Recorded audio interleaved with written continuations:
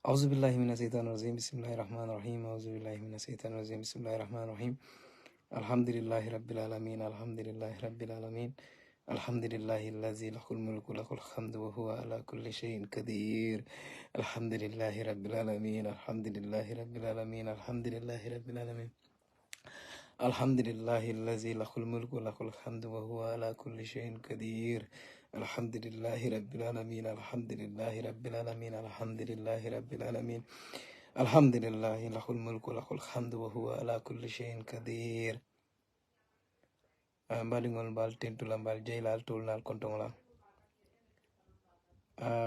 tellom shoti jamen nata jam purkal kontong jumala mi duwala liye fo ala sal so kayrola fo ala sa kayro jidindi naliye analla dimbal be na dimbayal fana ala say kanda ala yeso kandola ala ye londi siratal mustaqim silokan ala ye dino fandi sondomol kono ala ye kanda nyin duniya fitnola ala ye nyatirendi dinola alhamdulillah minatin nabi mba fala alhamdulillah nga siyandi fanan wolom ko kare woro kare nani ko manto mbindira nan janne nga live video ke ngo nkana diamo siyandi gambianul nkana confidential soto ko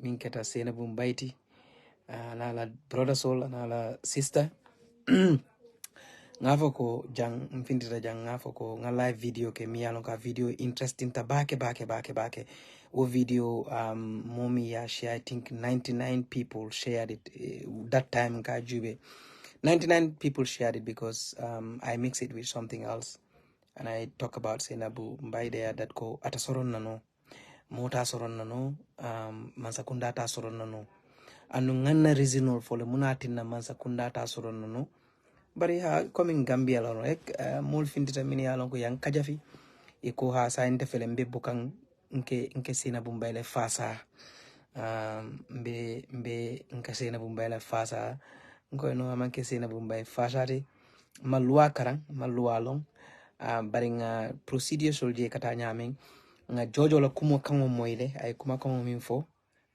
ila sitin dolom o sitin min keta fon finditan diamra ngala diam kango moyle ngala ala ruling so la min ka wulungo nga jela min foje son sita nga calculate ko non ñunu ibe bulala le free ñunu ta soro na kotanke they past that stage that time just even a time was later prison to follow the course of the law, but I knew that they will be free. Alhamdulillah rabbil alamin Sainabou Mbye ala yake ya bula bi anala family be ye bula tata suo kono alhamdulillah mo niyo manyana kuyala wala mo niyo manyana kuyala kafa ko Sainabou Mbye e manyana kabula e nyanta ka soronne ala fongo man la fi wala muslime dingo wala christian dingo imanyana enyanta ka kontan bi masibo mimbe hanama dingo kan amasibo boda kan parce que niya soro masibo lo ata diala bob kete niya Sainabou Mbye soro wota diala bob kete abe media stola damanding ate bob kete fongo pour Sainabou Mbye tara prison aya kala mutako Sainabou Mbye be prison o kono le obe abe bob niyo fenkala damanding bari aba niyo kuyalale a dingol bama ye tara prison o kono obe bob niyo kuyalale so bob keta bi timola ten a kontanta bake ko ala ex muso a dingol bama yabulale afrita andung a dingol bitala ibe bama jela fonyi man damma nyana kal balo fa dronko Sainabou Mbye la bulo nyanta kal to kontan le ko hani ala man la fi wala fa mola masibo ite lafta woye soto masibo e wosoto alfanande ya jaw nyin mun jaw ya balati de alkayta luwato atata luwato sa en tol bele campagne ko jang ko ya muta ya samba luwato sa ya samba luwato luwa ya tande ko aman kuke ite ko be fanga fala wala be fanga kankuntula wala mun jaw ya si fala woti atata luwale to natra manta kitidla andu nga dolje ka ko ha Sainabou Mbye is powerful than the law. That is nonsense. Sainabou Mbye is not powerful than the Gambian law. Alimbad, hold on 1 minute.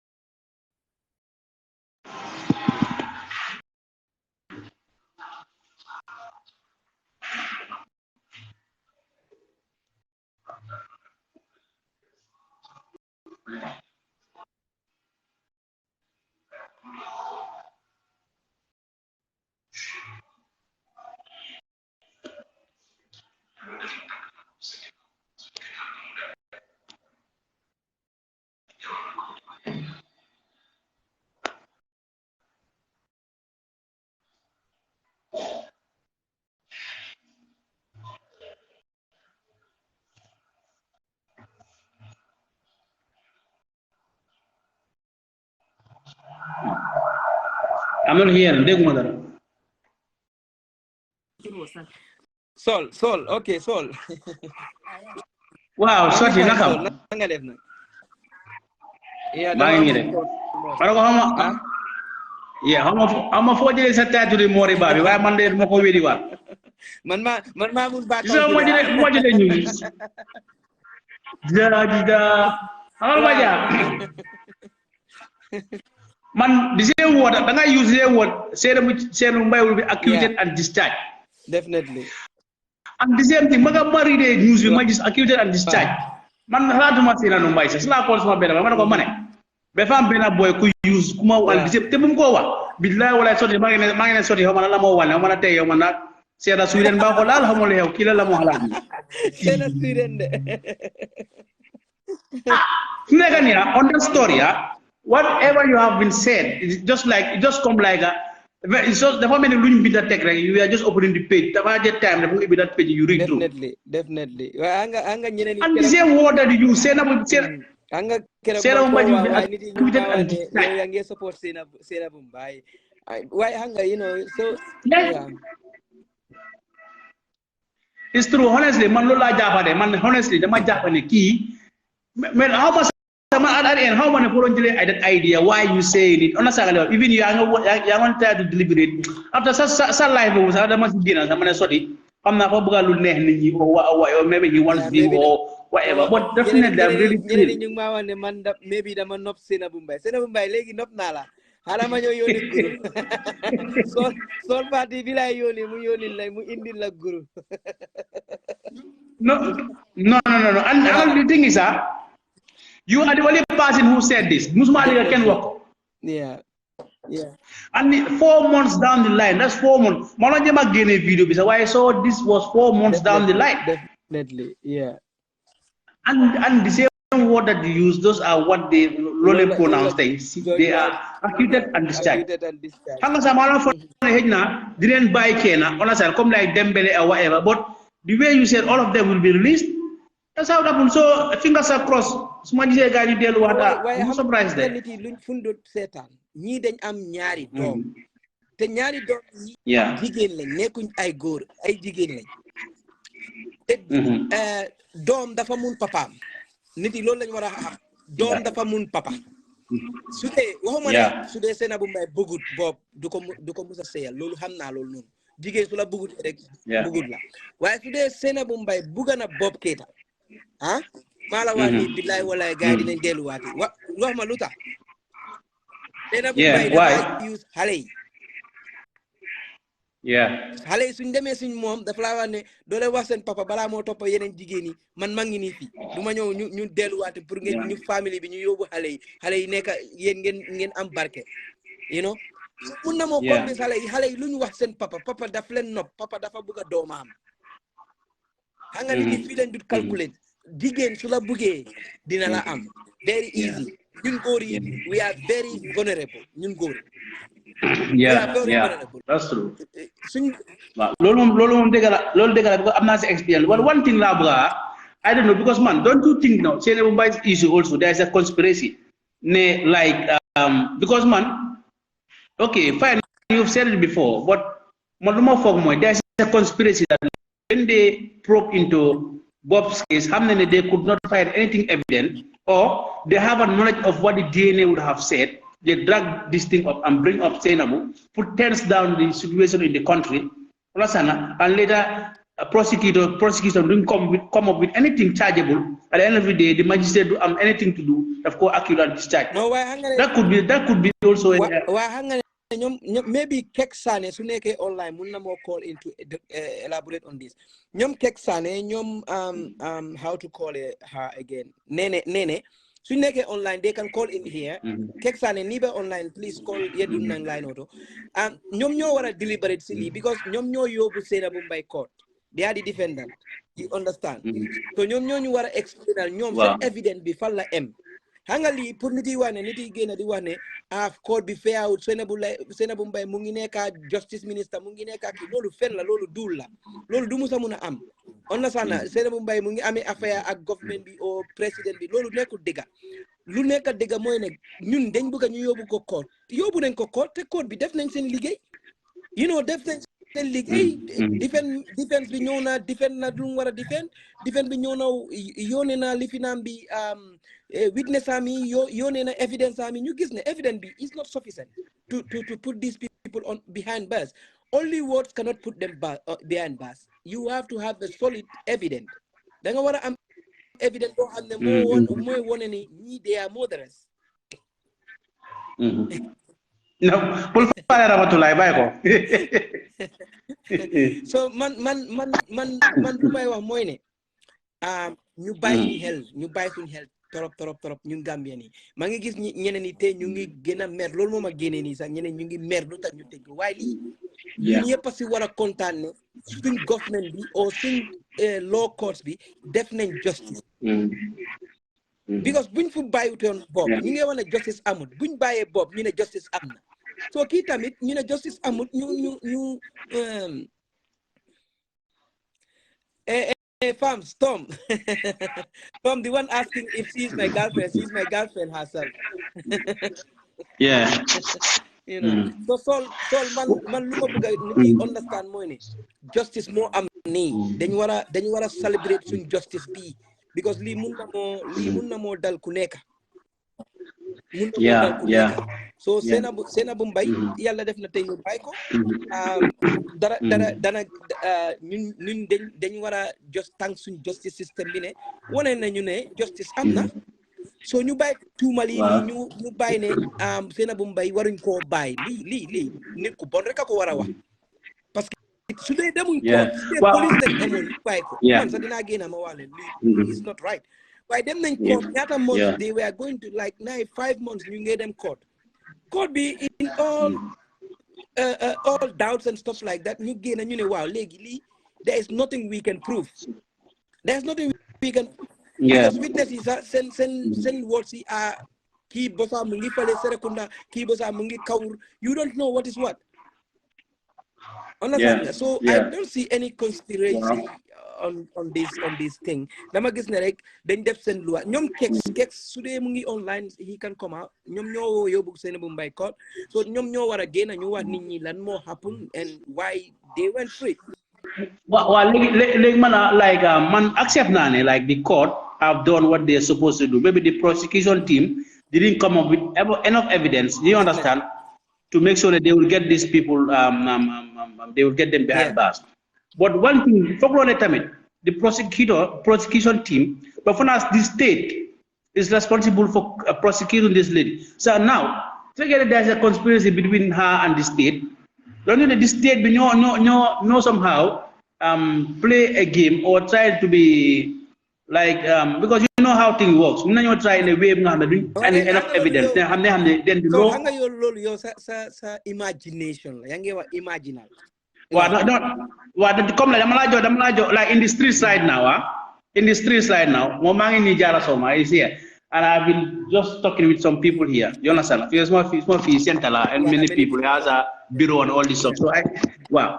So that I'm giving you the man mom how much any doubt because I'm a lot man we are clear as one mind because you have said this. And when we are talking, they do not for some time, even though I was not looking around one day that time because well, yeah, but you are saying things it comes there like that because I'm like when things only use what that came already and you have made mention of this this stuff difficult. You've said that. Right word. How many video will I go try to gain a for what? You said those right word you take Sainabou into this thing, the far difficult. Yeah. Yeah, low matter man worry must I know it's I'm not based on your own based on this stuff, man clear. What conspiracy can't tima? So Padela. No, tima dama ko seti because nga li musuma ko meet personally le chat ni rek. So ko Padela la to na man ke mo de mo. No, musuma ko meet. Dal ñi leka drame ko lay leka rek ñi man kay ñom bu ma jawale drame ko da lu ngay bu ponce nak ponce wa tima ponce rek mono sa mu ponce ko mono sa yo naka nga ponce rek drame ko da ko ponce rek dama drame la sa dama ko xam wa yen wa yoro bi sunale eno sunle kare ngon fi nekke Menyeron ngajele ben tonye kam bulanga firiwa dize mana abo dala ko betolo ka dunyani kongo ben dala yoro ndaro ya kolea odon badun kana badun I'm talking about I don't want to spend long here but you and I know anybody who's in the media and you've been able to get information you know that Sainabou is going to sleep. Yeah. When they called the other doctor, the last doctor to come, he failed to come. So we don't have any we know that he's going to be free and he's free. Let's see. This is what the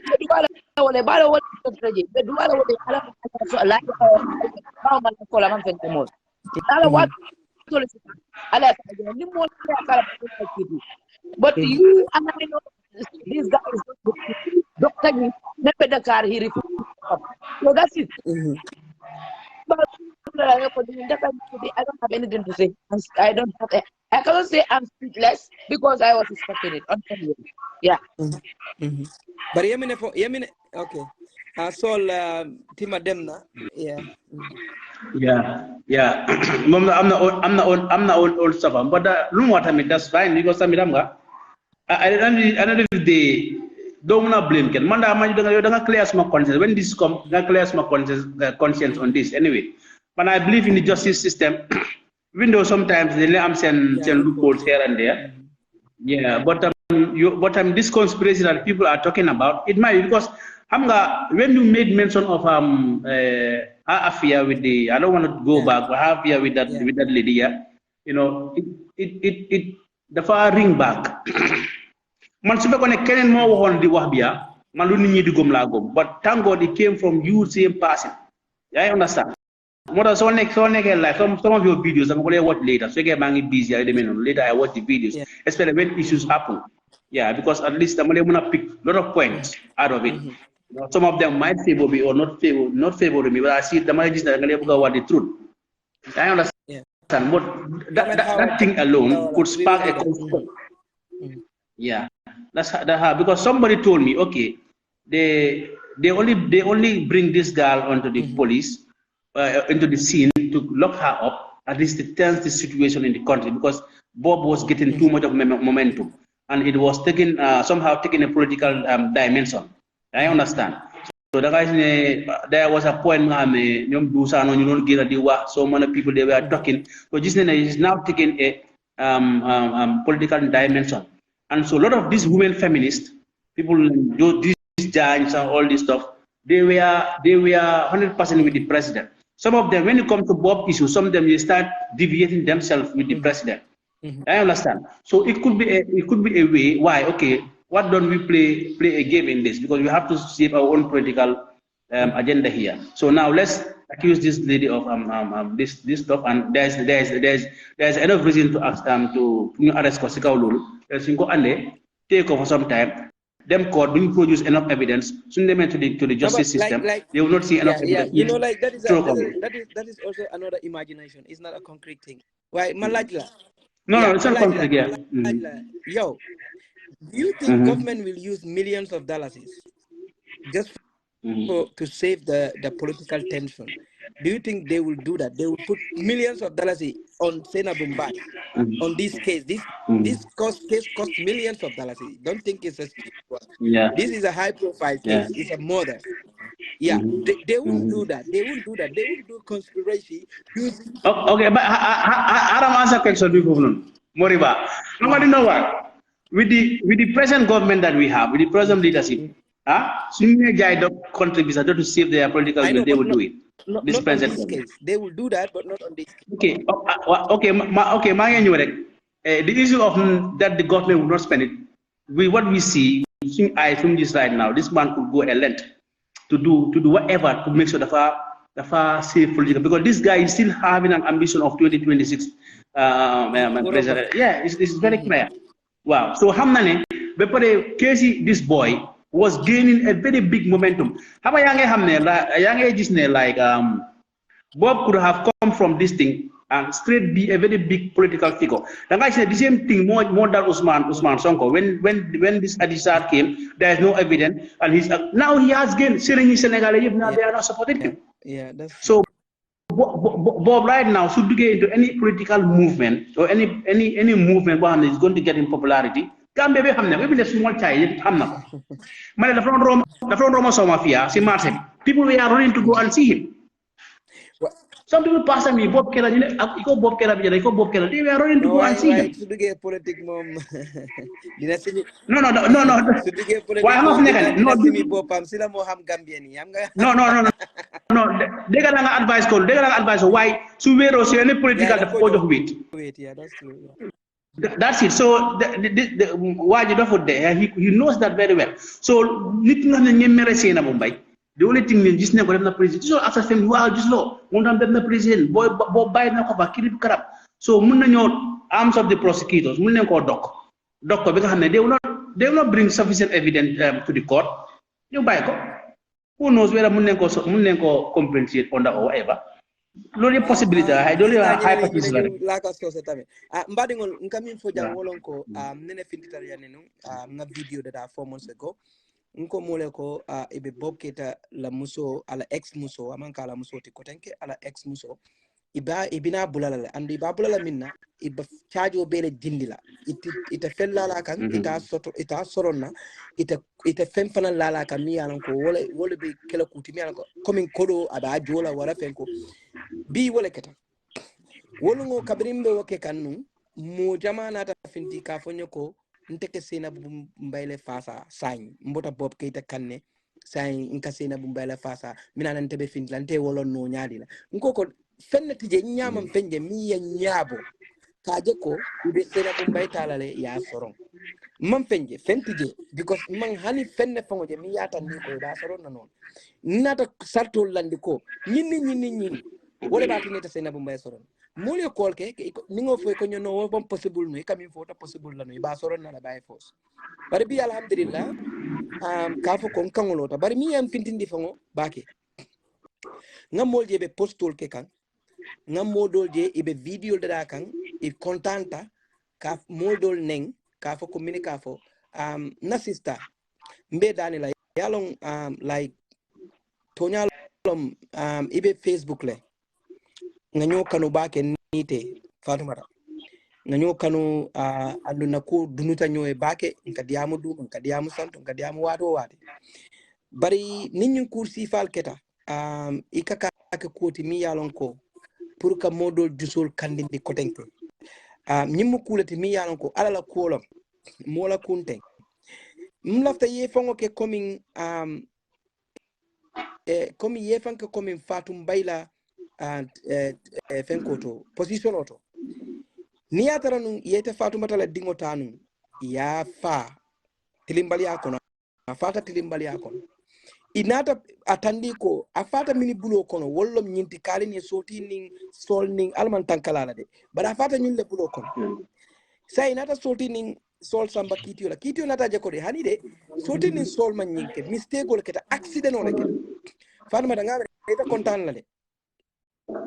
kontan la de ita fi play afo ko tenin teng ngang hakilo to dukare nge dani ngang hakilo to bake because nying amanyana mo kontan mo kontan ko alaikum salam kontan ko alhamdulillah yesena bu mbay bulale mo kontan wala bar fana mo ni ku yaso to ko dindi wala fata mi yalon ko yala life le tabulu yala siyo doya mi yalon ko ala mala siyo doya hadama dingol le denta nyola ya siyo doya ala ma siyo doya andu wandi dingol fana mu woti musolo miti ke mira bake alala wati janni be diamo kala ke mira bake ko nimbe kuma dol fola mbiduna mol dale bari mbiduna ala fanan kasi dale ni yo boto mo manyana kontan la nyinna ko dinningo fata kensen mo malo mine yafa dinningo fata kensen mo malo jumale yafa mo manyana kontan la won ite fongo manyana video bondi la fongo bimu me fongo ka foko image Sainabou bulatale Sainabou amay ka Sainabou mbay bulatale ye bula modol la yebe nenna aman nice ntol be mu muslimo la tin tol be bota Gambia la be bota suwol la kono min yalan ko yang kulu jele kuma kendol la famoli yang kulu kendol la dimbol la andu niyo la bota jang niyo dindingo mi yalan ko amang hani sanje fla fongo soto wala niyo bota woto ntol la diamo nyanda ka clementi kama sakunda to ye jayi because of mine kata ye kitio kele be nyaaya je kitio so ngamira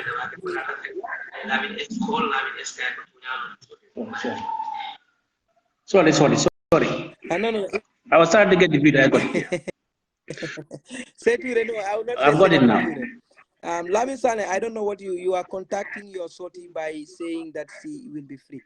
You are contacting, what is that? I don't know. Do you mean I am contradicting? Do you want to say that? I said she will be free because I know the way. So how am I contradicting myself? She will be free.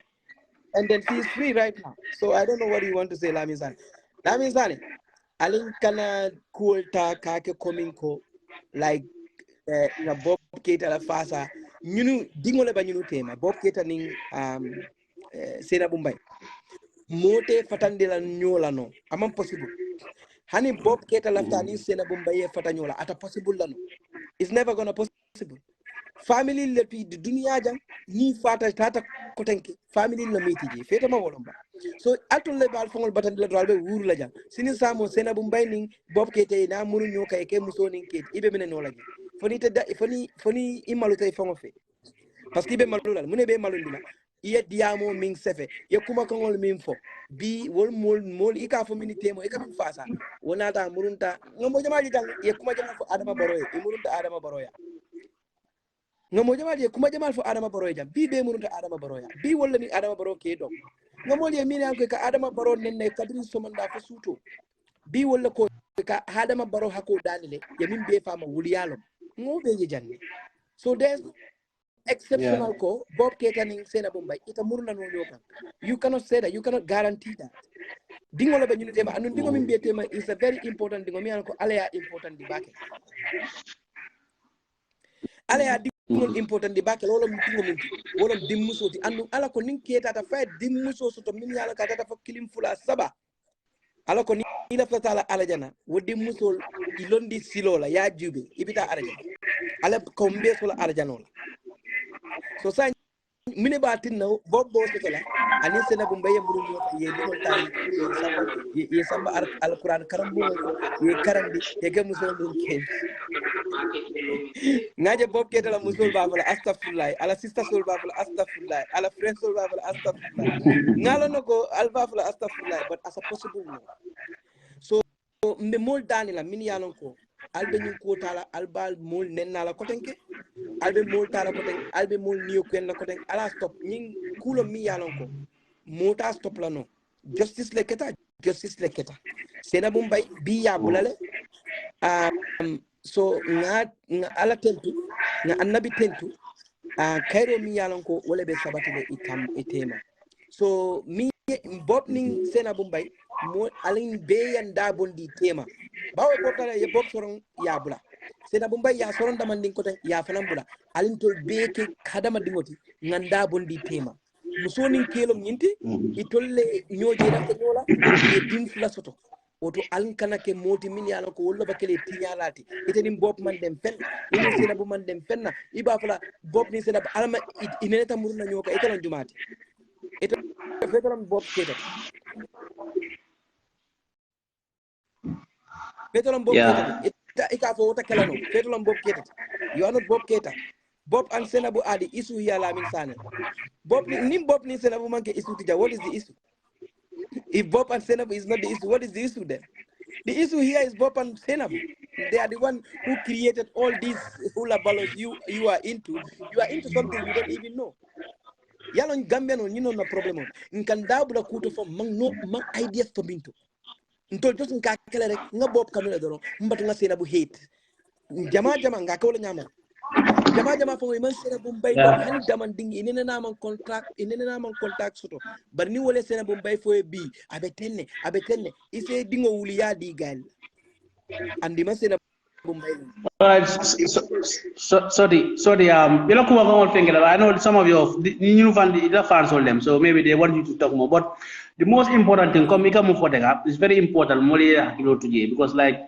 come ye mu for dingo isani molde ye futu foita ye fa man dingo so dingo alaka ka hadje moni motima and where it has comes another dawa direct it come there for a purpose what the nim fulu moma long sawa bina kala munati wala fana ila integrity they have nothing to do with this problem ngawola innocent everybody want to grow up where your father and your mother are so let us not try to deny those kids also they are that right if an lafta nobody here would say I prefer my father and mother not to stay together. We want to grow up seeing our mother and our father. So those two kids, is their right to have it like every other person's life, right?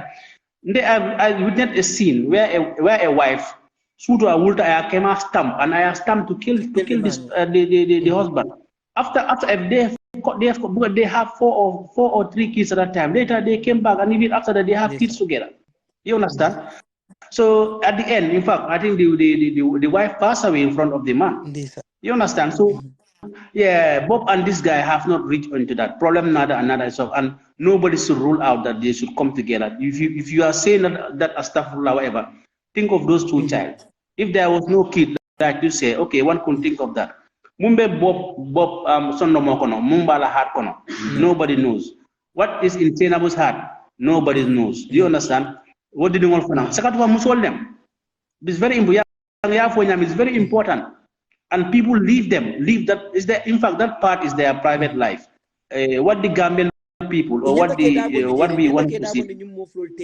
Yeah. It's enough. Yeah. Let them leave them. These two people, Bob, this family alone. People alone. You know, we don't want to Bob is matured, experienced enough. It's past. Let's all forget about it. Let's leave them enjoy their life. Bob, you know. Yeah, Bob is matured enough. He built a business. You know, Mialongo it was at top Sainabou, same thing. So that kind of man will have the IQ to think what is good and what is. If I have miracle going back with the wife to reconcile, whatever, if possible, people should accept it for them. And Munyandakake, people have stood to Ngajeko Woketale already. Justice has prevailed. Bobby Alonko, we stand for the truth, and I told you in the Gambian call, we want truth to prevail or prevail. That the rest naga is his own human heart and the lady. If they want to forgive, forget, live together, it's their own problem. Do you understand? So Nim Bobby, this lady Murundi, Ata Murundi tell a bungo, what I did, so tell a bungo, what I did, other parties, la bungo. It's in his own house. That's where we have problems with the Gambians. That's why even our wives and our moms, they always have problems. Because our society, we think that marrying a woman, you are marrying it for your family. This is our Gambian. Yeah, that's it. We think that marrying a woman, you are marrying it for your family. And that is not the case. The case is you're marrying a woman for you, yourself, not for anybody else. Good. So this is very well ko nganda on the Bob ning Sainabou Mbye 𝒂𝒄𝒄𝒏 it's finished now. That's why I said I come out and talk. You are right. Professor, they're going to 𝒂𝒂𝒃 together. Yeah.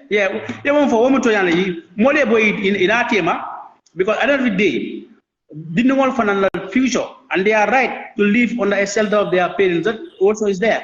So come like if you think Bob's not go back to him. Also think don't have that don't stamp out this lady should not come back to her. So it's their private life, their privacy. They have kids. They have kids. And they have kids.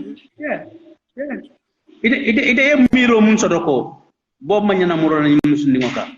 Somebody have the other miracle, and then the so dingol be mol kamine fo ye dingol jibe ndolla mandiga kunda kawol fo alal dingol muna nan tol bamal ka fam pamal ko to because muna keda ni ko be bole jega fe du kana dingol jibe ale dingol le soto al dingol jibe olof kunda fo wole bije e ka fo ko set len sen domi set domi why man sorry man idea bo na adelim buy because summit so if I can going back together could cause more harm. It's better they separate because Lota Muna more cause something that Lula Mafane Lula is purely on the mind of the two of them. One Lula listening and law on you buy them.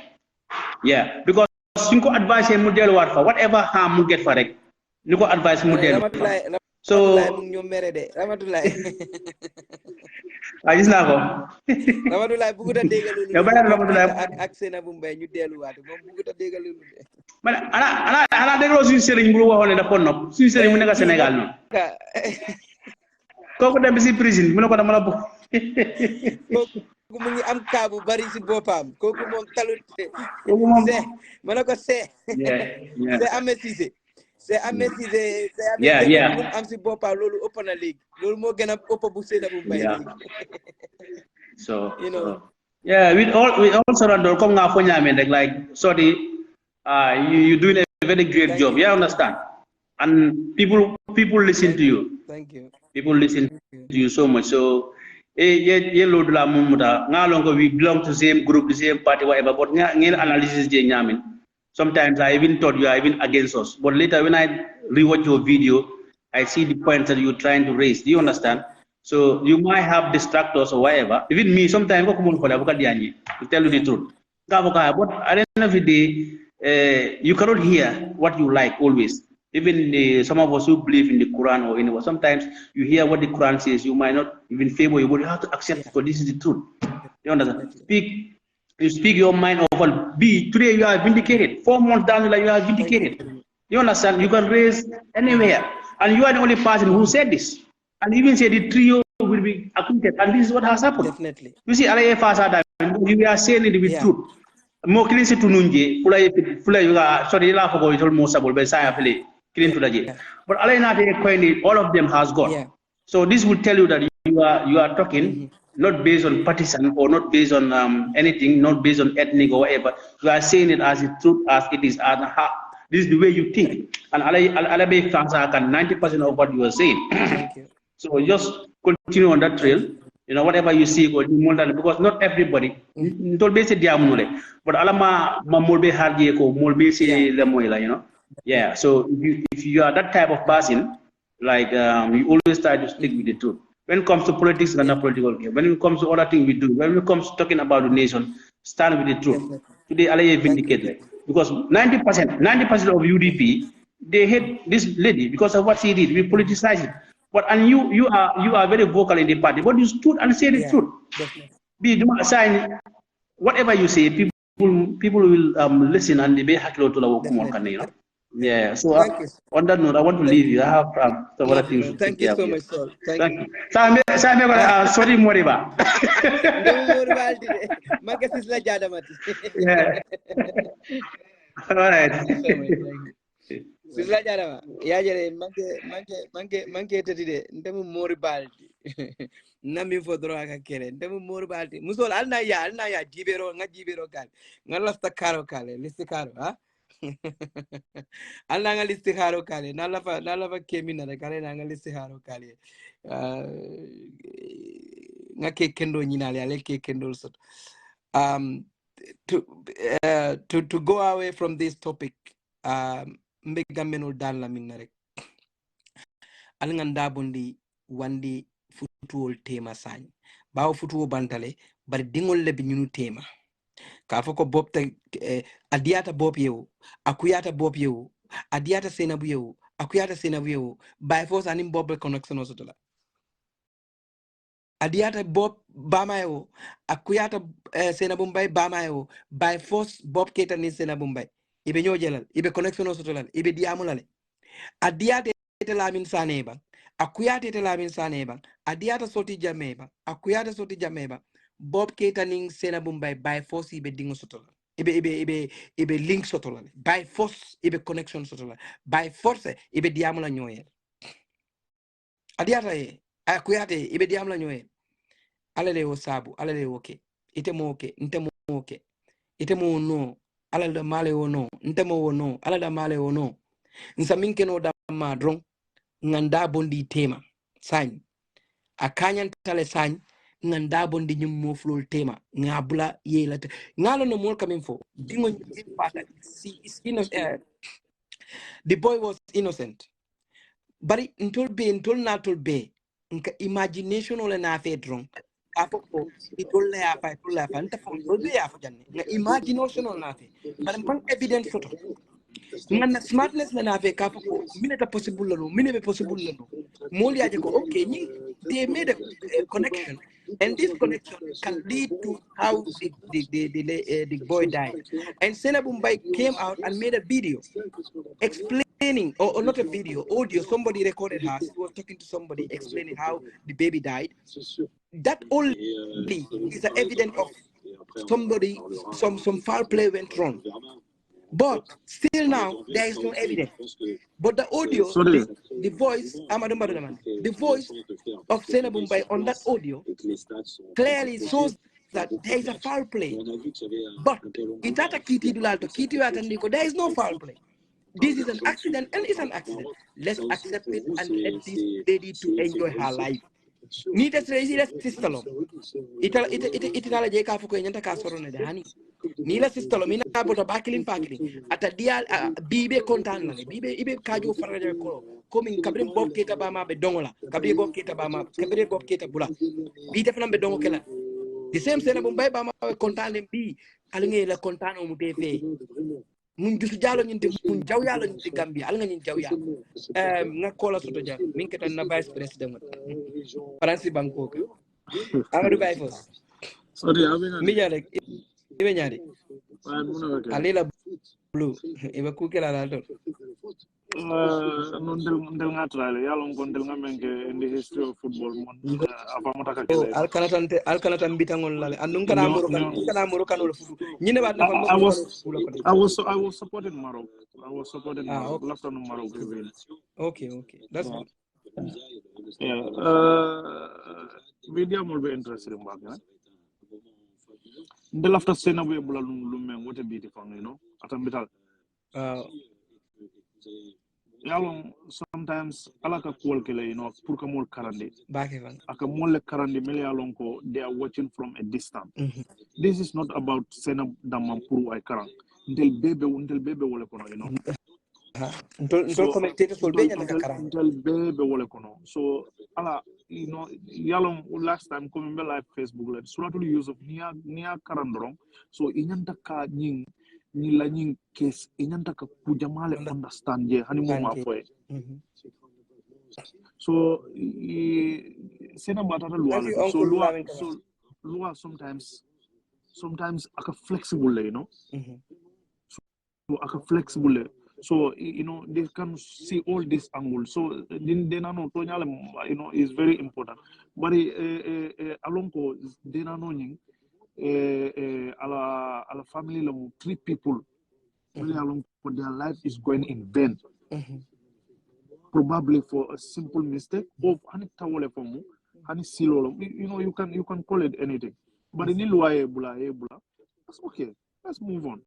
I until after men and wrong, male people, male along they are around Sainabou Mbye. Let them tell her this is a learning point for her. Let her understand. Dunia akatanya. Akondoma Ture today.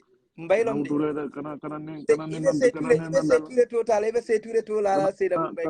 Se Ture manwa Ture de. Kimo Ture de. Amadu Mbye was more Ture de. Manwa Ture de. Bul jak se man suma dalen bul ta ñu Ah, windal ya wa fi se divorce Ture de. Santu Ture de.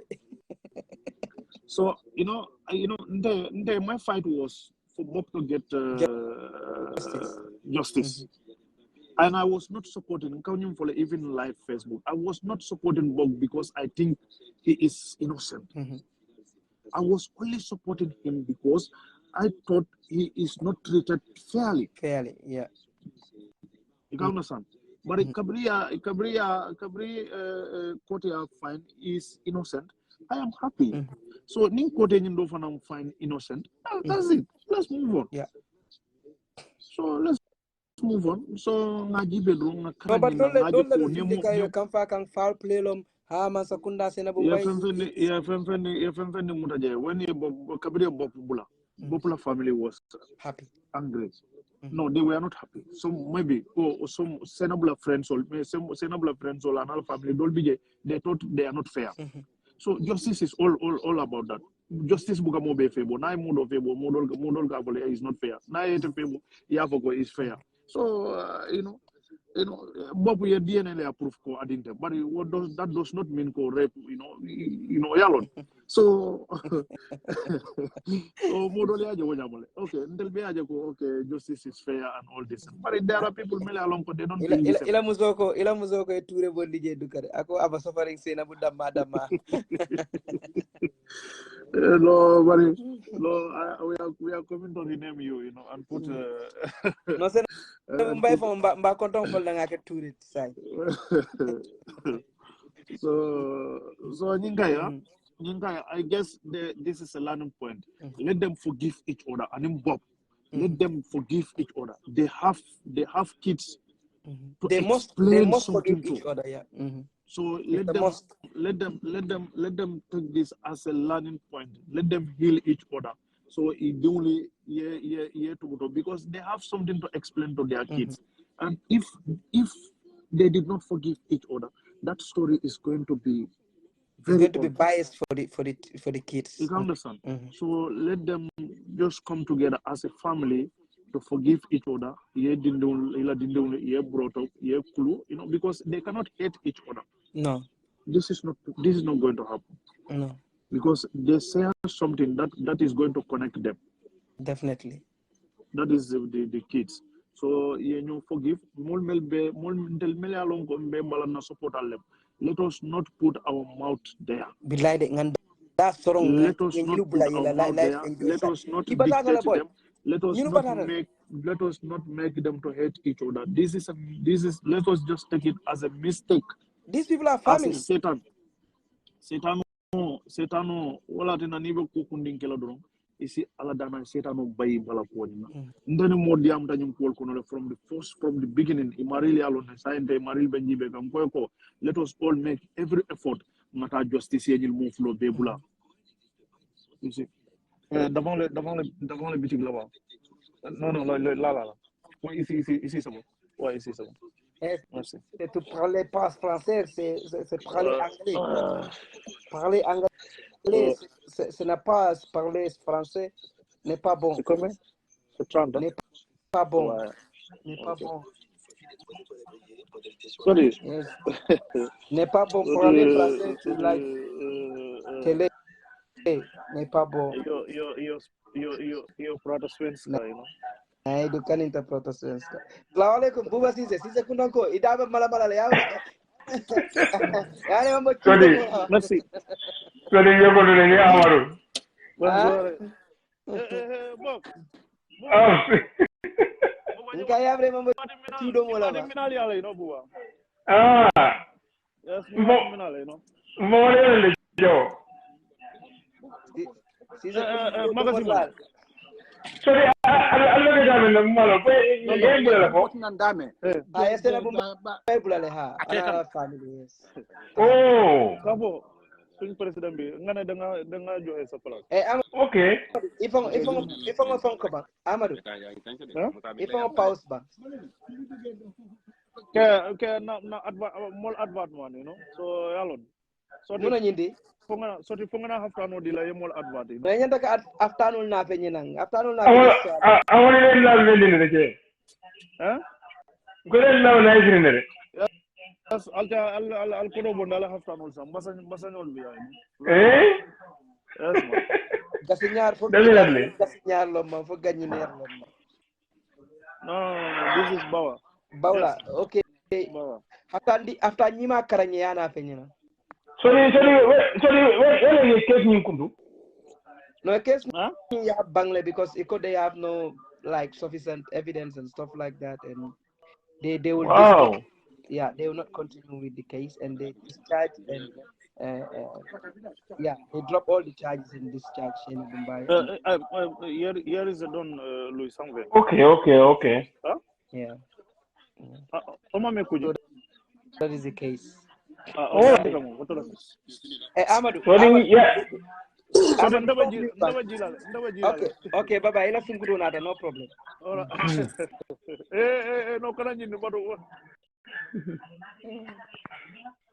Yes. Okay, thank you, Buba. Thank you. Konko levela ngole je. Ngatunyola le buga be nate. President. Okay. Thank you. Thank you. Badingol coming la famille senendi la jang. Tunyalom nyim ko munke bob ke ta ko nim fenkati is about the dindingo mim banta. Dindingo banta almani manin ka farkela bari kitiol danta janneto. Nga Gambia be dan al nga focus na banko kan. Al focus alla banko kan parce que ntolla banko nte manke Gambia noti. Nte manke Gambia noti African yato manke Gambia noti tubabu yato nte musubidi sol tubabu yato. Africa mu Ghanaian noti ngale nungoja. Ale nungoja be wara nyaminte. Ndam Ghana no ndapata Ghana ndam mbo Gambia so nka ngala kango ngamo ne dron anim fanan kal balafali en kal makoy pour ka bankola ko diam bare bi diamo be damin wolonko ali ngamuta Sainabou Mbye fe alin kala ñu traumatized du kare Gambia ngal dani alin kala traumatized enough is enough. Ite kuotale ko via kanate fuyani banko be faranyola ata possible la no ala fonta sonna wala nga alia katale ali alko eta court ye samba court alko kitu judgment okay san al sabari san ali mira faranko dindingol lebe this in this situation nyanta ka trale ñunu ntol nyanta kala multi family ye temo dada ma fa priye futu ye molo nyokande ala damala so keno anitol fong pareta but ngi temo da pour dia etare tema pour kuya kane tare tema pour munkama dindingol la ko kama alngo bala fasto sanba isa Sainabou Mbye banyaonya isa Sainabou Mbye kong nyaonya baralon ko dingo is important. Those two kids, they need their both parents to be happy.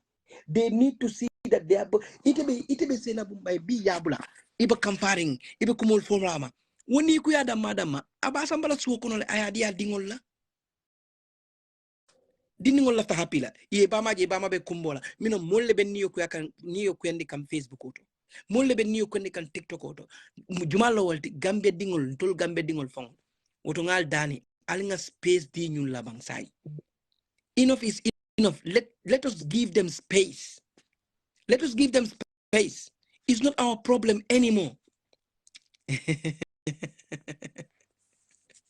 Mam, me fresh rini obula way mam fresh de muso la mankita muso bari kata muro ko le kote bawo gambe nol ko te futu lañ nka muro ko le ngata muro kano nyini nga muro kano futu nana nga wona fe nan kote al kalta futu lañ so mbatu nga muro ko drog ngan teta muro ko nga muso nyini je kote ngana murunda way fresh ndiku yes mbe muruna muro ko le kote nga muso nyini je mbal nga menol mbal dani la wolda malla wole na fe nan jambi katandiko alinga atrai nganda bundi Sainabou Mbye ning Bob Keita tema aha Sainabou Mbye fong fela kolke nko sate mbe sulale de mbe sabalal de ndolde na case be banal maybe in 10 years nen futata justice justice Jallow ya no it's not justice it's George Jallow just MS Jallow George MS Jallow in the next 10 years before na I think because the adjournment the adjournment we will end up getting married in that courtroom. You know, I was listening to your unpacking, but then I was still listening. Yeah. And I think with this, like many people are taking it like today many some people are a little bit upset. Yeah. I don't think anybody hates Sainabou Mbye. Yeah. Because you have to hate somebody that you actually know.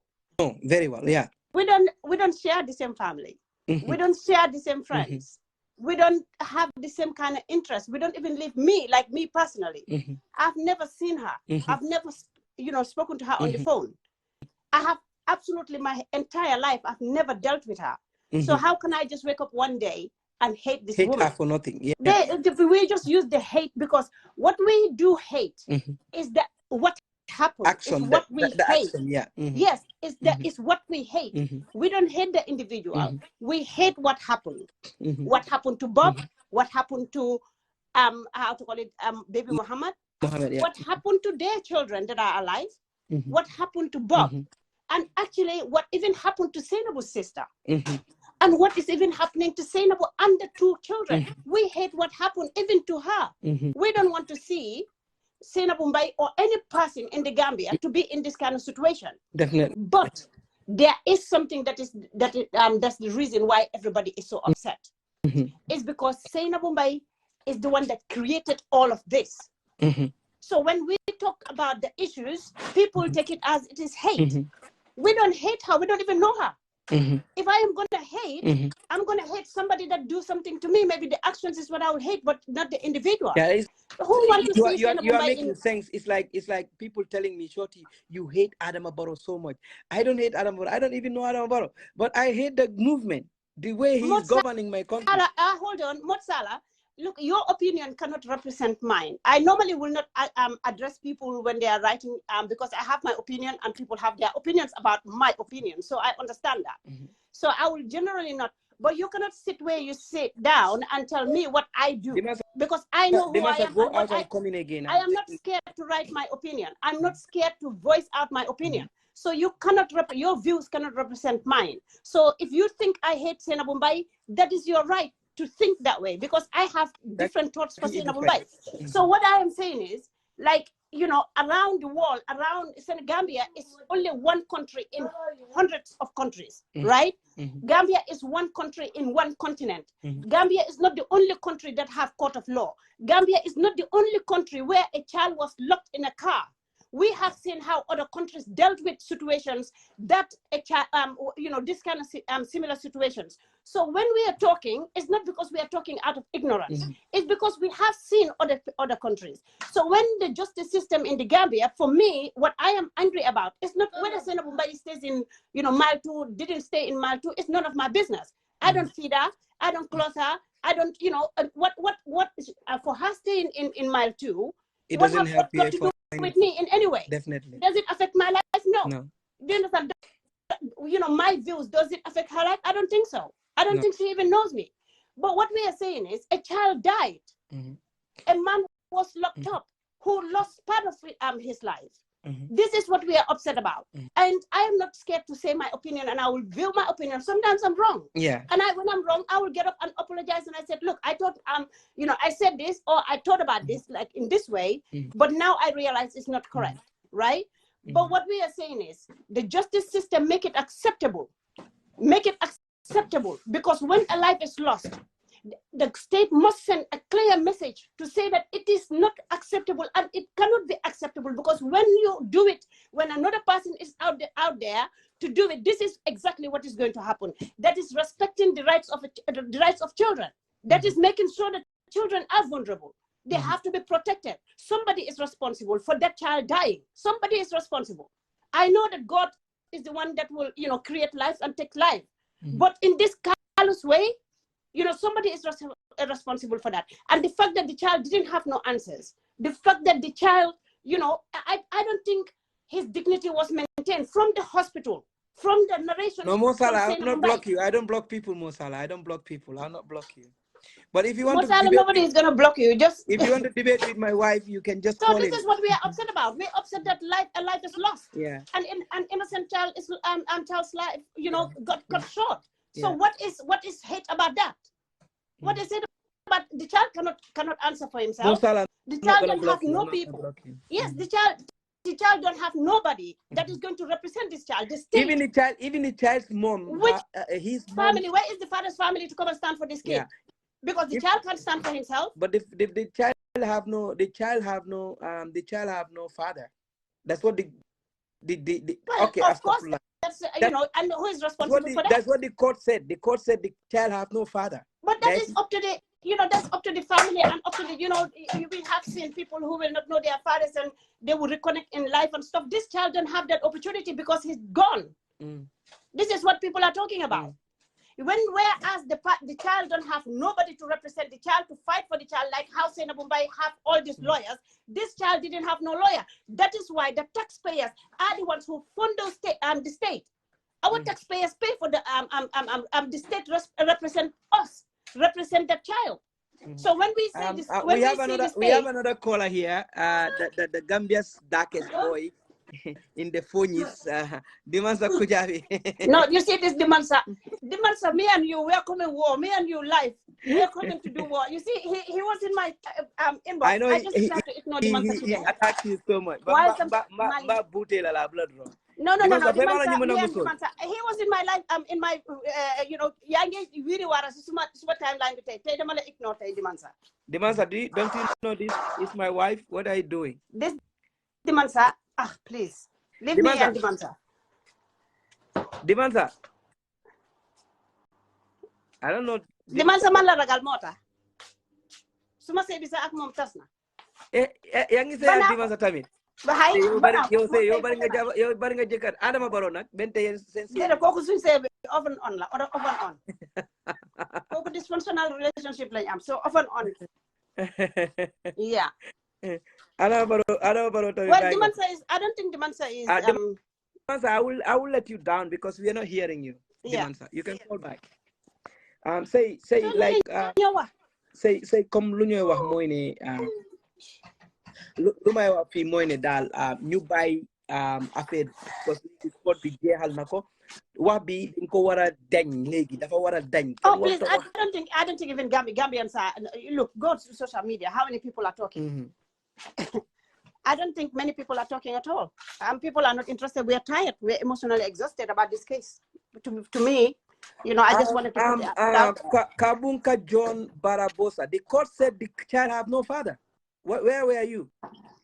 You telling me the court doesn't say that? The court said that. The court said the child doesn't have father. The child's last name is Mbye. The child's last name is Mbye. The court said that. Where are you? Where were you? We will use Barrow on you now. Where is he? The court Mali, what are you doing? The court said we are all here. The court said the child has no father because Bob Keita is not the father and John is not the father. John Boy is not the father. So what are you coming to tell us? Me, I even think like the child's father is relevant because he's never present, he's never there. That doesn't stop the child from living. That doesn't stop the child from being taken care of. What we're saying is an the incident court said happened. they are not the father, so the child has no father. That's what the court said. The child has no father. Exactly. So me sometimes I don't even bother to argue because there are some things that I will argue about, waste my time, and there are some things I just read it and laugh and move on. Because No, but what's the point? this Kabunka, I don't know what is Kabuka. What is your name? John Barabosa. Barabosa, the court said the child has no father. That's what the court said. Well, there is a child for there is a father for the child. Whoever is then born, maybe it's John because he's denying that the child has a father. So maybe he's the father. Okay, but anyway, this is Monica. Just because people have an opinion doesn't result to hate. And for me, when you look at what I'm writing, I don't, I'm only basing it on what, the court case. I don't have no personal vendetta with, Sainabou Mbye, and it will be so unfair to get into her personal space. Do you understand? So I would not comment about her family. When it comes to between her and Bob, Bob is there. Bob have an account and Bob can write. Bob can speak English. Bob is an adult. Bob can speak for himself. Bob don't need, a mouthpiece to speak for him. The reason we were speaking was because he was incarcerated. Yes, he was remanded, and he couldn't speak for himself. His rights and his freedom was seized. That reason, we take it upon ourselves to advocate for him. But now that he's out, at least I will give him that respect as my, as a brother, as a friend, you understand, to speak for himself. So I'm not going to get into their personal space with their children and stuff. Hello? That's not for me. Sorry. Yes, Dimansa. Yes, do you hear me now? No, kanambula boy. Like, if I keobe cool in Gambia, I'm about to come boy. Ngo. Mbula. Can I worry? But I have an objection to all this. Okay. So what's your objection? Yeah, I think you guys should take it easy, especially say in these things you shouldn't protest to the point that everybody will start to think that okay, say is against Sainabou's freedom. This is a court's verdict. We all we are not privy to what the judge will have said. Yesterday, nobody will have known that today the judge is going to do this. This is going to be the outcome. I knew that. Okay, but I said that. Well, now listen. No, hold on. He asked me a question and I'll answer. Yes. You say let me finish. So why is the appeals court there? If court cases cannot be protested, no, why say. Are the appeals court there? Say why I'm usually against most of you people in the diaspora, because there are a lot of people. There are a lot.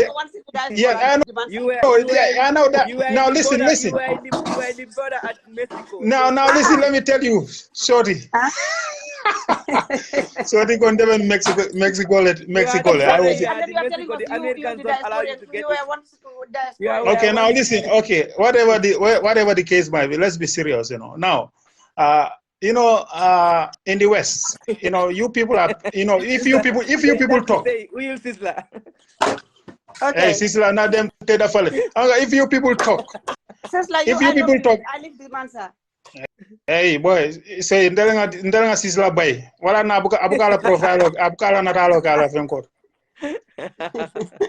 Ndanga bay sinya wili tansawa. Well, okay, let me talk now.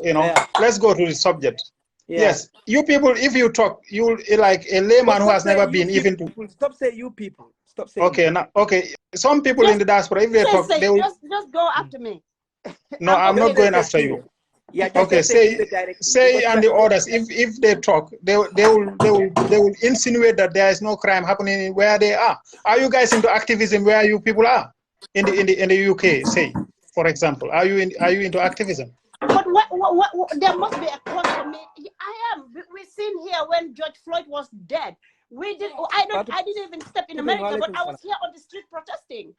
No, not only George Floyd. I mean, crimes that are orchestrated by UK nationals. There are a lot of causes. Just because you are not aware of it, that doesn't mean that we don't participate. No, listen. Now, I want to bring a point here. No, when that woman. Yes, when that lady was coming from work in the UK and was killed by a police officer, what did you do, say, Ture? Do I even know about it? You know about things that you have actually knowledge about. Some of them I don't even have knowledge. I only do. Now, when a court, this case was handled by independent lawyers or judges who have no interest in the case. Are you understanding? What I'm against is today I wrote on Say Toure's Facebook post that to me it seems that women are against another woman's freedom. You know. But why are we against? But something must have happened for. Yes, something happened. We all know what happened. A child died. But Dimasa, can I ask you? Did Sainabou post something against this? Yes, she did. She did post. I did. Against what? Against Dimasa, did you know that I did not even mention Sainabou Mbye once? But we know every sensible individual will know that you are talking about sex. No, but this guy. No. There is a court case. If you did that, even in the Quran, you are Muslim or Christian, in the Bible also is there. But you should understand the content of what I wrote. What I wrote. But you should not wrote that, because if you did that, people will, even though it's not about Sainabou, people will link it to Sainabou by force. No. Let me tell you. Let me tell you this. Yeah. I think for me, what I wrote is what I just said here. What I wrote was there was a child that died. This child deserves his dignity maintained. This child didn't, what am I saying? This child's dignity wasn't maintained. Number one, the way he died, he didn't have answers. The state that's supposed to stand for this child didn't stand. The state are the one who went to the courtroom, even when the judge gave them the to go ahead. And they, what is it called? They withdraw the case. No, they didn't withdraw. The church went this case went on it went rigorous process. They never to a point. It went a rigorous process to the final. 𝒂𝒄𝒄𝒏. Yes. What is the reason for the case? For this case. They have no tangible or. There is no case to answer. Just like in Bob's case, when it happened to Bob, all of us celebrated. It happened to Sainabou today. Some people are frowning. No. You people are getting it wrong. Bob 𝒂𝒄𝒄𝒏 case was tried to the latter. Yeah, Bob 𝒂𝒄𝒄𝒏's case, they wanted evidence. They got evidence. Yeah, this one too, they needed evidence.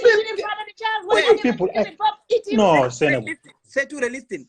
These two, they bring Fosenic people. The Fosenic, they brought them to bring their evidence to see the cause of the death. They did all that. Okay, so let me tell you something. With Bob's case, they said he fathered a child. They said he raped. They cannot prove rape. No, those were allegations. No, hold on, let me just finish this. They cannot prove rape. Yeah. So they went for the DNA because they said the DNA, because due to the rape, that was the product, and the child was the product of the rape. They asked for the DNA. The DNA came out that he's not the father. He was exonerated. So, but Sainabou Mbye, there is a child that was lying down in the death house. What evidence is not there? Sainabou. But Sainabou, what are you saying that in Bob's case they brought all the evidence? In this case too, they brought all the evidence. No. In Bob's case, they accuse him. Bob was an innocent man walking around minding his business. Yeah, but in Sainabou, oh no. No, Sainabou, yalla munem problem ode sorti. These people are victims of social media. All of them. Okay. Bob is a victim of social media. Sainabou is in fact the main victim of social media because she was lynched. She was in fact sentenced to on this social media, Facebook here. So if the rulings of a real court goes against it, some of us might think that the courts are not fair. So Dimansa, if I were Dimansa, that statement, don't you know that? When don't a you know that woman it was Sainabou Mbye? You want to tell me that Sainabou Mbye wake up from from her bed, walked down to the police station and reported rape, and that became social media's fault. That becomes social media. She was influenced by social. Whatever Sainabou did, I am not supporting her report against Bob because I was never interested. I was the person who never. No. Sainabou, hey, sorry. Nina Kuobe social media. I avoided this case to the latter. Until now, everything is settled. Then I decided to at least today is my first time talking about this. Okay, you are accusing of social media that we exaggerated this lady. That is not true. No, Sainabou Mbye herself. Sainabou Mbye, yalla mune Sainabou Mbye dum. No, wait. No, yalla mune Sainabou Mbye. No. Whether we. Dimansa, can you listen to me? Can you listen? It was Sainabou Mbye herself who put herself in trouble. Who took her business it to was our through political social media. institution. Through social media. Audio. Wait, through social media, whether you like. It is not through social media. She went to a public institution that is our police station that is instituted by the Gambian people, for the Gambian people, for the public. When you walk into the police station, you are taking your own personal, something that happened in your home to the police station for the public. I'm not. Yes, Sainabou. Yes. At that point, you might be right. I don't know how it started, but the whole thing was flat up by social media. And coming for it, whether we like it or not, social media contributed 90% into this case. Social media contributed more than 90% of the aggravated. If something happened in my life, and I come and sit down on social media and I talk about it, and people have their opinions about it, I am the one who exposed myself to, because my privacy. Issues happen in my life, and I decided to, resolve them, privately. That didn't become social media issue. It became my whole issue, my family issue. Okay, now listen. When I bring it out, you go to the police station. What is the police station? Police station is at our father's house. Dimansa. Yes. People say they want to see your black face. No, saya ngana face falling and saya mbukala fikam face exposed back because I'm now a civil servant, so mbukala fikam face it on the back end. How are you a civil servant? You are not a Gambian born. How can you be civil servant in our country? Okay, no problem. No, but how? Whatever you say. I want to know this. How can you be a civil servant in our country? When I'm from Casamas. You are from Casamas. How can you be? Yes. How can you be a Casamas born? Be something in our country, in our security? But you are in Sweden, bro. I'm in Sweden. I have naturalized to be a Swedish. But are you not a dual citizen? No. Yeah. Okay. So let's go back to this topic. That is personal, anyway. So ngamuru na topic odo. You are making it confused. You are making it confused. Let me help you here. No, now. But. No, let me help you. Sainabou Mbye. Yalo mbaranga point of Randy. Sainabou Mbye. Okay, let's give Ala nyin case be mia groundi. Ma for social media like ko fenke Sainabou Mbye. When I meant that, ma for wale ko Sainabou Mbye tie reporting kede. But me a warranty. A better another billahi wallahi tallahi. Social media like ko be warranty. Demansa, be careful because I think you're supposed to be here from the beginning. You see, when this case came on social media, right? We all knew what was going on, but we decided to keep mute. We just prayed and we were silent. There was only one person that was exposing herself. There was only one person that decided, even those who, those who against what happened, what she did, like those who have their opinions, we, Bob's friends, you will not catch anybody standing there saying anything. We didn't say anything. We always came. You did not say anything, Sainabou. Yes, you did not say anything. There were so many people who were not saying anything. The people that came latter part, they were not saying anything. When things get out of hand, and when we saw total, injustice, is when we decided to speak up. But that doesn't mean we have to keep quiet. We have to underneath. We have to did what we're supposed to do underneath without nobody knowing. Sainabou Mbye was the one that was on social media, decided the few that have opinions about social media. You have to bring in social media. I didn't. No, but she was the one who was on social media. Even the death of the child, she's the one who exposed it on social media. I'm sorry. She was the one who brought it. We didn't. Now, okay, say. The social media didn't influence anything. She influenced. She did all the work for herself. People were reposting the videos that she posted. People were narrating things that she said. Now, say. Now. Huh? Yes. Fatije, yo by Lulu. But me, I wanted to see. Look, my whole situation is, whether Sainabou is in jail or is at home is none of my business. I saw a child that. Okay, now Sainabou. Say to it. Say to it. Mbarga for a wife. My wife, Sainabou Toure. Yeah. Say to it. Yeah. Because I know many people are asking you as a close family and everything. Please drop that of your post, because I think today is not a day to. The day that we are scared to view, to speak our mind. No. So hold on. The day that we are scared to speak our minds and be honest to our truth, then that is the day that we should just pack up and leave social media. What kind of society is that? There is a child who died. Let me tell you, there is a child, for me, there is a child that died. Yeah. I don't feel like the child got the justice he deserved. For that reason, I posted. Now listen, say. What people think is okay. Like, they can disagree with me, I understand, but that is my opinion. That exactly what I wrote is exactly how I thought, how I think. If I go and delete my post, that doesn't stop me from the way I see things. That was the way I saw the situation today. That doesn't mean that I want Sainabou Mbye to be locked up. He could be, courts have forgiven how many cases? You could go and you look and the court say they grant you mercy. They can grant you mercy at the end of it. But you must, look, justice go hand in hand with, forgiveness go hand in hand with justice. What kind of... No more 𝒂𝒄𝒄𝒏 came up. Anyway. Sorry. Yeah. I think a lot of Sainabou is one of the victims of negligence, because in this case they were negligent in this case. You cannot come and victimize Sainabou Mbye here. No, sorry, you cannot. No, listen. Listen. Sainabou Mbye is the perpetrator here.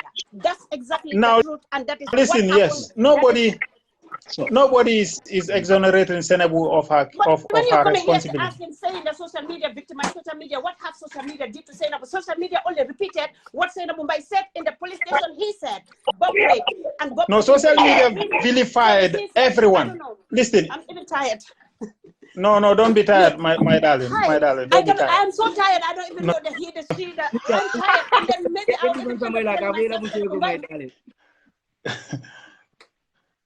No, look, Demansa. Yes. Demansa, what happened was, yeah?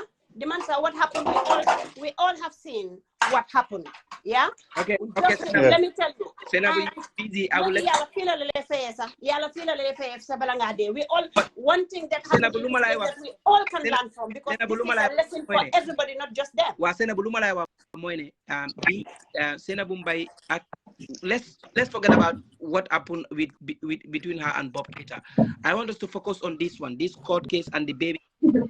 Lumala buga wax moy yo si yo justice amul man si man justice amna, because man tamit justice amna nak waaw lu tax mané justice amna, court bi def nañ sen liggéey, def nañ sen investigations. Sainabou Mbye was there nearly 6 months, so soon we all have to be happy that it's been good that they actually, left her. But what I'm saying is, the child didn't have answers. The child what answers do you want for the child? Look, the child have answers. What answers do you want for the kid? The child. Well, I don't know. The answer is no. You know. You said the questions. The child raised questions that were not answered. I want to start talking here about what I think. You understand? This life will go on until midnight. Yeah. No, talk. I'll pick you up. No, so sorry. There's too many men here. But yes. There's somebody here. He didn't even say a word. Demansa, let's leave this guy to actually say hello. Let us wait. Demansa, call back again. This lady gonna go.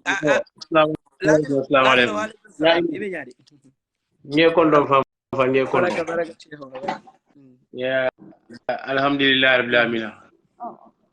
Don't ala tan to dorong. La programme be interest rim baake adu men ka diam ji. Lamino nyinka kata do ko la sai diam damande. Kadijatu. So do ko me ta kan do ko la la. Let's comment about Sainabou release, right? Personally, I was part of the people who fought for Bob's freedom.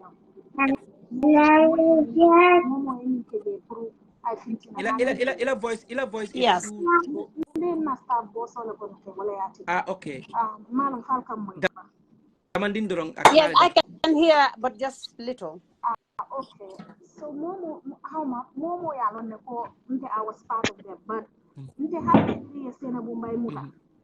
Nga ko len ko hanna kara danta ya mutana nyame ka bonan Senegal ya samba nan Gambia ya ares na nyame wo dama That's for me. I think there is satisfaction there. Yes. We did a comment about Sainabou or there's nothing to celebrate. No man can celebrate them. But woman they needed their parents. So Sainabou I'll come in from like Monday or someone on social media. Sainabou la famo someone on social media. No dimasala ko fo dimasala ba ntolbe accuse kam. Exactly. Sainabou la famo someone on social media.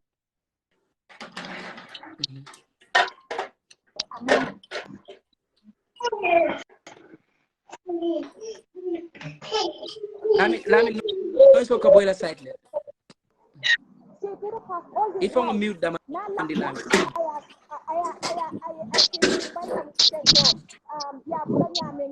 Opinion more can I say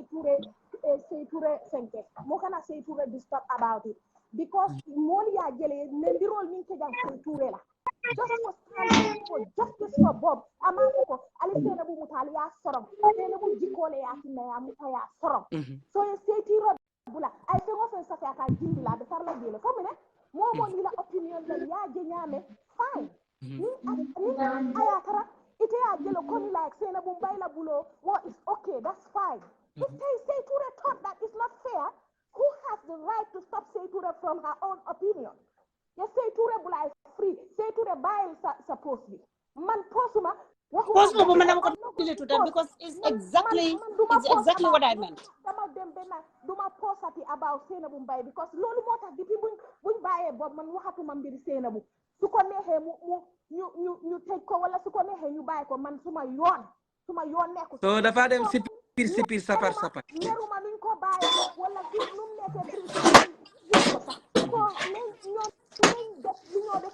celebrate. Can most who was stop the most. And what are they celebrating? Because celebrating this is celebrating a life that is lost.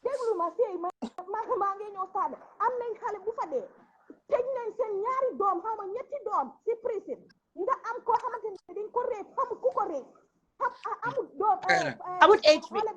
I'm with the H, yes.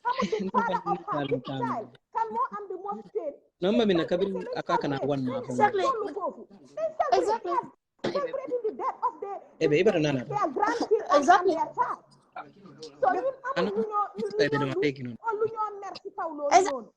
I don't even know. And then, you know, funny, I'm reading some of the posts and they're saying people are jealous. And I said, if I was jealous, you're not jealous about who? Jealous about who? If I am going to be jealous, I don't choose the whole Gambia. People who are making it, I'm not jealous about them, but I'm jealous about somebody that actually, whose family member died and they've been arrested because of it and taken to court because of it and locked up because of it. I should be jealous of that person. It's just rich.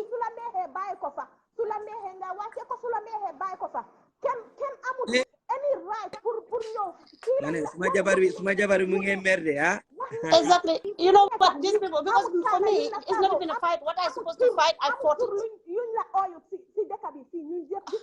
It's all on YouTube up to now.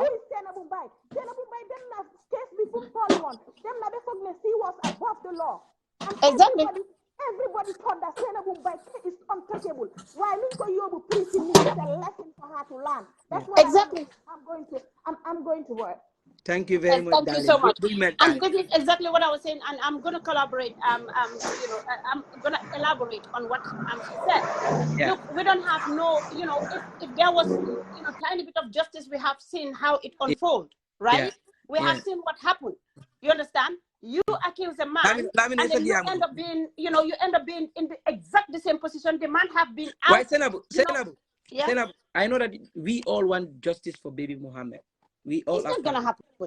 But if the court have no sufficient evidence, it's gonna be very difficult. That is okay, but that doesn't mean that we cannot express how we felt about what just happened. And if we want them to keep Sainabou, keeping Sainabou in the mile too? What is that going to help Sainabou Mbye or the kids of Bob Keita? Look, just because what I want you to remember is there is a life that is lost and that life is never going to come back. No.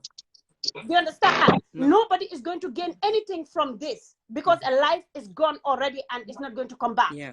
So that life, you know, however we want to brush it to say what the future holds for everybody else. There is a life, there is a child that is 6 feet deep. Yeah.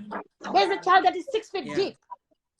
So we cannot just, you know, out of the blue, just be talking about the life that we have to move on, that everybody else have to move on. No, nobody's saying that we're gonna move on, but like this one is not. This one we have to like the court made their decisions, and they said they have no tangible evidence, or there is no evidence which collaborate or which that is all fine. That is all fine, but that will not define. They don't have any evidence which can bind Sainabou and the family to these killings. So the killing of Mohammed. So like yeah, we just let it with the court to go. Yes, this is because and this is what is so wrong about our society, because we keep on letting it go, and then lives. You know, you can see in Gambia how many people are dying right now. How many killings are in Gambia? What is happening in Gambia? So we just keep, you know, 𝒂𝒂𝒏 is there. When her case also is done, then we say, oh, you know what, let's just, you know, move on. Me, I believe in second chance. I believe every single human being deserves a second chance in life. But I believe in people taking responsibilities, acknowledge their mistakes. I believe in people, you know, repent and they ask for forgiveness, and they will be forgiven moving forward. That is what people do, responsible people do. But you don't just go to court and then they throw the case, everybody is celebrating, and then that's it. We just all, you know, act like nothing happened. Who is taking responsibility for the person that died? Who is taking responsibility for all of this that happened? We have seen Sainabou Mbye's attitude. We have seen the way I know that they have learned. We have a caller here. Binko, That's my auntie. That's my auntie. Okay. Yeah. Binko Aha, you want to say something? Yes, Mbye kontona wai. Yeah. Ndi ma Sainabou Touré Mbye kontona. Assalamu alaikum, Auntie Binko. Badi nga jele ko ali bendi ma batandi kan. Hey, ni baba de nga ngo bondi jele. Yo, exactly. Ndi malem. Okay, ani aje lapta contribute la nyem programme oto. Akamunta ni aje stay diminata. Wole mu nyenti ko kayitandi ko woltata nyamenem. Because ne court case follow ya itandila le ko case a jontale fo bi andu ni nata resume court bi abe continue la le bi pour kala defense ke. But ni mol nata nyinje Facebook bi mo be disappointed mo man tempo de ba dindi wala ko ni yalon ko justice nyanta kelaje amanta wosilo la wole molu diring hanna tara ko bani family nata fole ko malla fi la tane nyun ko e ba. This is against the state. Nyun ko nyanta tamalale silo kan because malai ko le banta andu nyin keta nyamen Sainabou fa ole nyin samba media. Tingo e bala dielo tala wato mina atele ya post on media. Ku jama be kita atele ya samba media. Hani wotu mo akema na the court case nin court kita akafintina ne aya TikTok abe manya sifal bekela. So you go for it on the great media. She was the one. Yeah. Ikoni tata bantabato yefa wafi. Ni mol wulta so mande ba pula jumale yake. Itemi yefa wafi bantabato. Bantabato, yeah, definitely. What telefa wafi? I want to say to you, Sote, I just want to say, Auntie Binko is a retired police officer. Okay. Yagel. She's a retired police officer. Sainabou nyin kolbe Sainabou le yaka fangola because nitela bunko no ko concern mi yalon ko na family itulem. Sainabou Touré wafo. Honey, Sainabou Mbye. Ndadingo is a very clean woman. Satindigo is a very clean woman. I know. Yeah. Ni woketa. Nabunko no ku ombe wokela mba wotula nabungole kono barinta fintindila. But atondi Binko hani ma sorong. Malomi late tolkandoro wodoro kanyantale. But in kala fenna, but like coming in 𝒂𝒏 inte fonga bijamba for can there is no evidence. But Sainabou Mbye explain audio le bondi I fully explain in Alonko is bind to this dindingola fanya keta nyami. I think that is enough evidence for aita live imprisonment because ate atandilo ko ate fonga own negligence. the whole people who are in the car, in their own negligence, what I think that clearly. So I don't know why the judge doesn't use that audio against Sainabou Mbye. At a Kenola, you judiciary system mattrust. Imantala kan silola. And the model le faroke. Yalo do tabi jele ramarana la case. Kununko jando keta jang. Mi yalo ko la ex-boyfriend fa. Mi yalo ka na dingo soto. 1-year-old child. And one yon sifa ngana sifa fula fo sabaketani. Yeah. So nin kuma keje. Ya mira model le be la kambano lu fala. Wale ke wolu poison la ye fa. Oton tolo mbatunga ta moro kanori yako. Ajakalo watale di. Ajakalo watale. Yes, say the me just say kampata bi fa diamuta because of ko bale mati dingo le babulu. Aya jube wo malaika dingo baby Muhammad Fata nyame. It's not even only that. It's not even only that. This is Binko, yeah. This is not just Baby Muhammad. This is going down to the social services. They are failures. You know, there are a lot of institutions that fail this child from the beginning. The whole Gambia, I can say, they fail the child. There is just host, you know, the Minister of what you call children and gender and whatever they are called. They didn't take no responsibilities. No doing the social services. No did those doctors. It's very sad. It's very sad. You know, they cannot let this case have gone. It was not going to be only Sainabou Mbye, and they would have exposed. They would have exposed because it was not just Sainabou Mbye that failed this child. It was both the social services, the ministry, and there are a lot of people they're supposed to be. Yes, they're supposed to be there. They didn't. So you know, when we just wanna, I don't know, Gambia. You know, we just have a long way to go. And unfortunately, we have a long way to go. Children are not respected in that country, point blank period. That is exactly what is happening. Thank you very much. So then I will end the live. Okay. Mbinko, thank you very much. I'm so happy that you. Okay, so thank you very much. Yeah, thank you. Yeah, Bundas, Nko Bareko Ave Kontona. Mbinko, thank you so much. Yamun last word sort of for Gambia before Palamino Blaladia. Last word means sort of wale munyenti ko laktale justice system on yetonya tamandi. Yetonya tamandi tolinge tolle soto jang. Nimoli ye kuke mi yalon ka manke siloti ya tamandi silo la borumo kanela interest jibe. Ntoli bemu kebale tintol be karantale andu kuoku na hapunta ni hakilo tamani woto nyanta nga hakilo tubake ntoli jiko mu tolle tinyambanko kanjang so kuol dolu bi jessa ko min konsanta dindi wala kuola nyanta lola wala because mo malon soma bari mo kuoku kedron so masini ngabe fintilela dimbaya kanne definitely andu baby Muhammad na spirit abe fight la lede Definitely. Abe fight lalede. It's an angel. Definitely. It's an angel. So abe fight lale. So inyante ye hakilo tu woto bake. Thank you. Thank you. Yeah. Sainabou, lo am last for. Okay. Welcome. Thank you, mom. Thank you. Sainabou. Lamino fongo bonni mute. Ibe mute. Say Golla kuma kan jani Sainabou kata lafta kuma kan fola nyara nyawo. Okay, no problem. Okay, comme itel be nyamen fana be contribuer da ko nga mo be konton lamoy laal ani media muta. Te Sainabou nul kata ndey Fatima Jammeh wol kata moto mal ni melota ni bob la ni case la fo ala data ke kido ni kita bob wiya fan soto. Ibe pare la bakende. Yalo ni be tonya slo. I pare kelo kam. E pare jutna kam e pare mesia ko mol ñu mo meson kam bari bi me dunya men ko bi hanifira awna namur nabe sopota sotla sa fonda Gambia be mol sotla parce que momé ya lon ko mole fata bul wala mole fa ay kan la mola ko le ko même manaki toñati anada mona rafa bul la fana ni de ko be kafula wala ma parce que dunya la fongo kamala tangata Allah ka jibi Sainabou manyinke pour bobbe ko li kala ani nyi de fado kata moto mal imaki atel betu almanyinke pour boble ko di gatal ali akele ala nin kilay